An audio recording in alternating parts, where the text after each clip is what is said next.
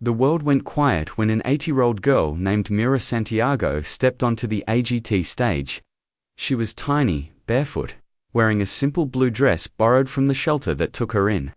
She didn't smile, she didn't wave, she just held the microphone like it was the last piece of her life she still owned. Simon Cowell leaned forward. Something in her eyes told him this wasn't just a performance. This was a story of survival. Before the war, Mira Santiago's world was beautifully simple, the kind of life people often dream of without realizing it. She lived in a small fishing village in the Philippines where the mornings smelled of sea salt, and the sound of waves was the closest thing they had to an alarm clock. Her father would leave early to fish, whistling a song that Mira later learned to hum perfectly, while her mother prepared breakfast over the fire. Every day was the same, and that was the magic of it. Safety, routine, and love. Mira was only 8, but her voice was already an inseparable part of her. She sang while helping her mother hang clothes to dry. She sang while waiting for her father to return home. And she sang to stray cats who wandered near their home hoping for leftover food. Everyone in the village called her the Little Nightingale, not because her voice was loud, but because it was soft and full of heart, the sound of a child who believed the world was good. Her father would scoop her into his arms and say, "One day, this voice will take you far, but no matter where you go, don't forget the ocean. And don't forget us." Mira would laugh and nod, never imagining a future where remembering would be the only thing she could do. Then one evening, without warning, the world changed. The air sirens pierced the quiet like a cruel scream. The sky didn't turn to night, it turned to fire. Houses shook. Windows shattered. People were running but didn't know where to run. Mira's father grabbed her and her mother, pushing them into the small underground shelter he had built years earlier just in case. He kissed Mira's forehead and whispered, "Stay here. Protect Mama." She watched him climb out, the last time she would ever see him alive. Moments later, the ground roared. When the shelter door finally opened again, there was no village left, only broken wood, collapsed roofs, and smoke rising like a shadow that refused to disappear. Mira stood barefoot in the rubble, clutching her mother's hand. Her voice gone, not because she couldn't sing, but because she was afraid to break the silence of all that had been lost. For days, Mira and her mother walked through evacuation roads with nothing but the clothes they were wearing. Every shelter was full. Every face was grieving. Every family had a name they called out into the crowd, hoping someone would answer. Mira listened. No one called for her father. Her mother tried to be strong, but grief has weight. When they finally found space in an overcrowded refugee shelter, she sat on a thin mattress and cried quietly every night, thinking her daughter slept through it. But Mira didn't sleep, she listened. And for the first time in her life, she sang not for joy, but for healing. Whispering lullabies to her mother so she wouldn't feel alone. War had taken their home. War had taken their family. War had taken their future. But in the middle of all that loss, one thing survived. Mira's voice, fragile, trembling, but still full of love, and that was the beginning of everything. Inside the crowded refugee shelter, Mira's world had shrunk to a single small room with peeling paint, broken windows, and thin mattresses stacked side by side. Children played quietly to avoid disturbing anyone. Their laughter a rare sound that floated cautiously above the endless hum of despair. Mira stayed close to her mother, moving like a shadow, careful not to draw attention. The war had taken everything from them, their home, their father, and the sense of safety they once knew, and Mira knew that the one thing she could give her mother was comfort, even if it was only through her song, every night. When the shelter lights dimmed and the other children drifted to restless sleep, Mira would sit on the edge of her mother's bed and sing. At first, it was a whisper, so soft it could have been mistaken for the wind brushing against the cracked walls. But it was enough to calm her mother's trembling hands, to chase away the nightmares that clung to them both. The songs weren't always happy, they were memories of the village, of her father's whistle, of the laughter of friends who were now scattered or gone. Yet, somehow, they carried hope. Like a tiny flame refusing to be snuffed out by the storm outside, It was during one of these quiet nights that a volunteer named Rosa, a young woman with a gentle smile and a camera always in hand, noticed Myra. At first, Rosa thought she was imagining the delicate, haunting melody rising from the corner of the room. But as she leaned closer, she realized the voice belonged to a little girl, a girl no older than 8, singing songs of grief, resilience, and love that no child should ever have to know. Rosa couldn't believe her ears. The purity, the pain, the power in that voice was extraordinary. Without waking Myra or her mother, Rosa recorded a few moments on her phone, careful not to disturb the fragile calm. The next morning, Rosa shared the recording with a few friends online. Within days, Myra's song began to travel, shared across social media, spreading like wildfire, touching hearts far beyond the shelter's walls. People around the world paused their busy lives to listen to a little girl who had lost everything but refused to lose her voice. The rawness, the vulnerability, the courage in her singing resonated universally. Comments poured in. How can a child be so strong? Her voice is hope itself. We need to protect the innocence of this child. And then came a call that no one expected.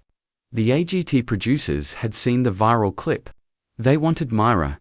They wanted her on stage, to sing in front of millions, to tell her story through music. The idea was overwhelming. Myra didn't understand fame. She only knew her mother needed comfort, and she needed to protect her own fragile heart. But after a long conversation, tears, and hugs, her mother whispered, "Sing, my child. Let the world hear what my little nightingale carries in her heart." For Myra, that was all she needed. She didn't know that her quiet songs in a shadowed corner would become a voice strong enough to move the world. She only knew one thing. She would sing, because love had taught her to survive, and music had taught her to give hope, even in the darkest times. And so, her journey to the AGT stage began a journey that would test the power of her voice, the strength of her heart, and the depth of human kindness in ways no 8-year-old should ever have to imagine. The stage lights were blinding. Myra squinted as she walked toward the microphone, her small fingers curling nervously around the stand. The applause of thousands felt like a tidal wave crashing over her, and yet, in the middle of it all, she felt strangely alone. A little girl standing on a stage, meant for stars, carrying the weight of everything she had lost. Her mother sat in the audience, holding her breath, clutching her coat like it was the only anchor keeping her grounded. The judges watched quietly, expecting a sweet child's performance, a simple song, maybe a smile, some charm. They didn't know what was about to hit them. Myra closed her eyes for a moment, listening not to the cheering crowd, but to the memory of her father's whistle. The soft waves of her village, the nights she had sung in the shelter to comfort her mother. That memory, and the love behind it, became her stage. She opened her mouth, and the first note floated into the theater like a fragile dove. Trembling, yet unbroken, the song began softly, almost painfully so. Myra sang about losing her home, losing her father, and feeling the emptiness of a childhood stolen too soon. Her voice quivered, but it was never weak. It carried the strength of someone who had survived unthinkable pain, yet refused to be defeated by it. The audience didn't clap. They didn't cheer. They leaned forward in silence, caught in the raw honesty of a child's sorrow and courage intertwined. As she sang, Myra's eyes scanned the crowd, landing on faces twisted with emotion. People wept openly, shoulders shook with suppressed sobs. Even the usually stoic judges couldn't look away.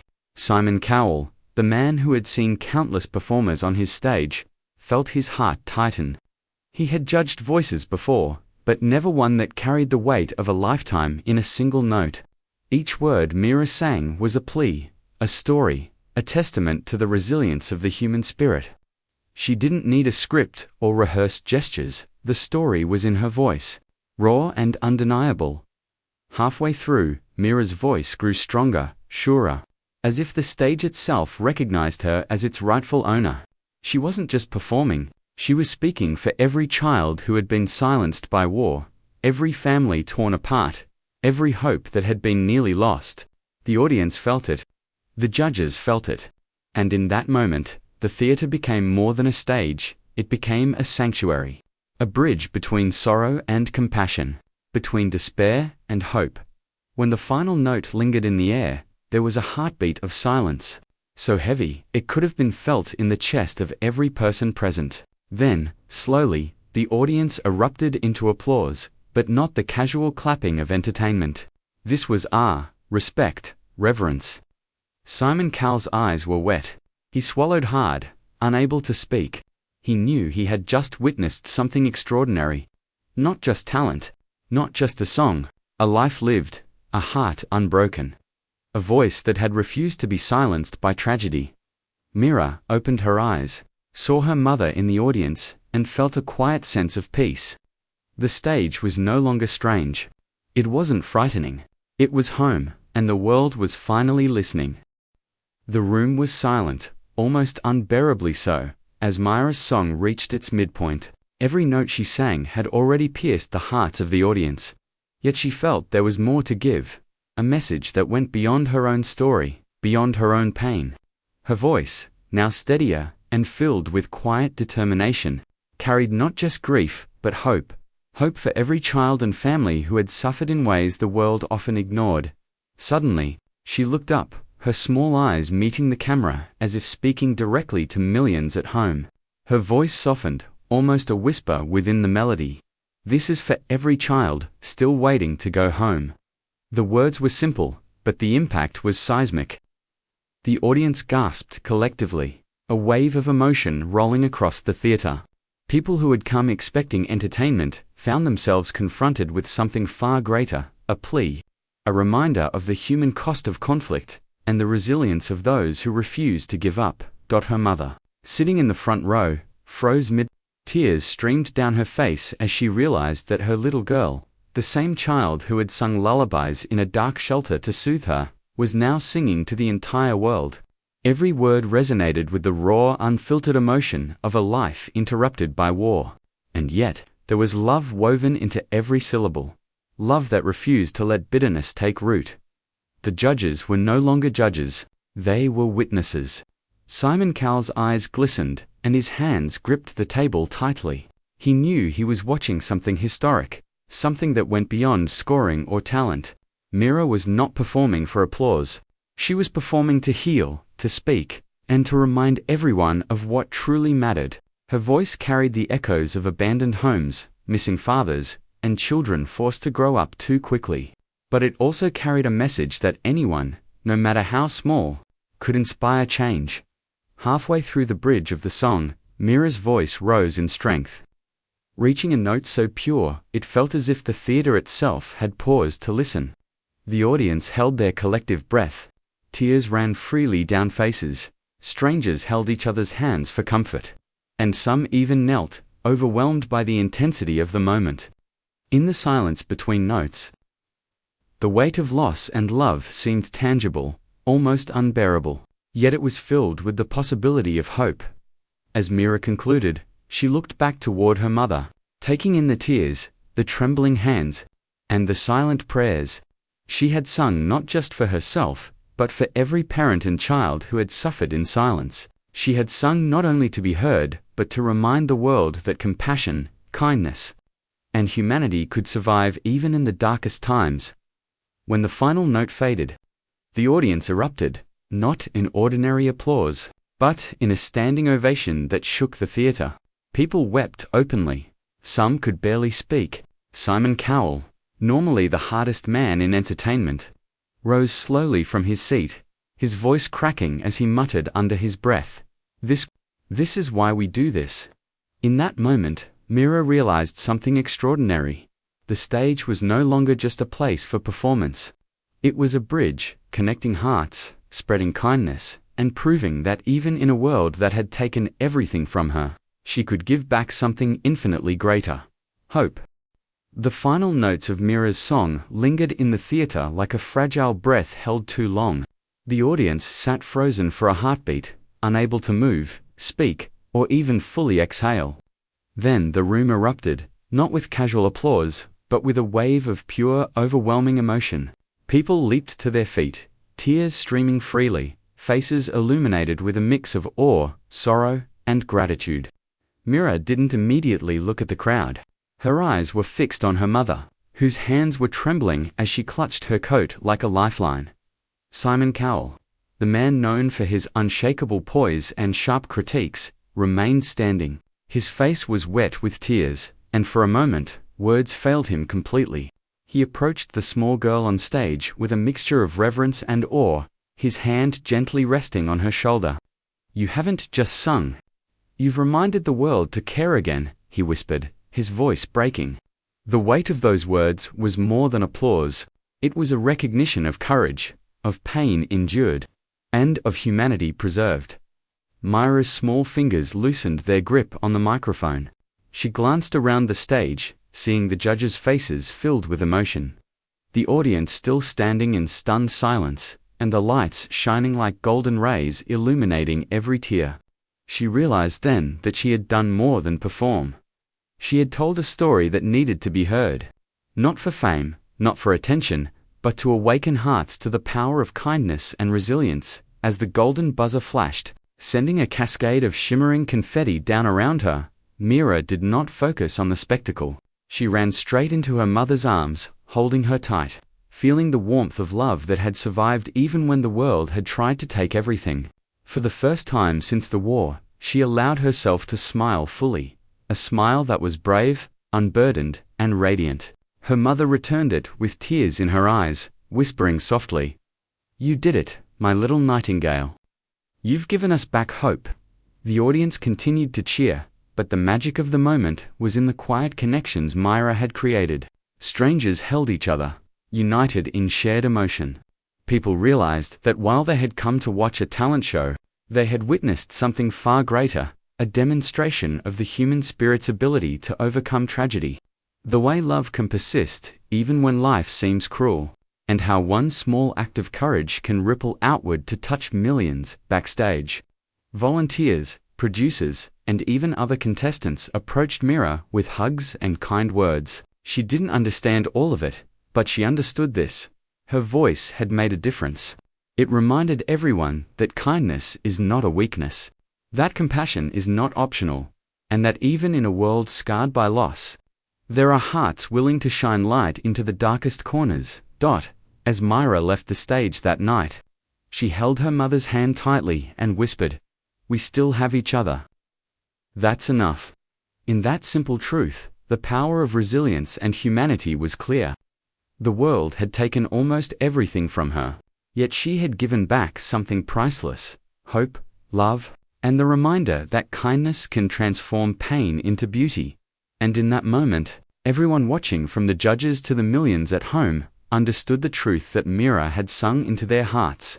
Even when war steals everything, the human spirit, when guided by love and courage, can triumph, inspire, and heal.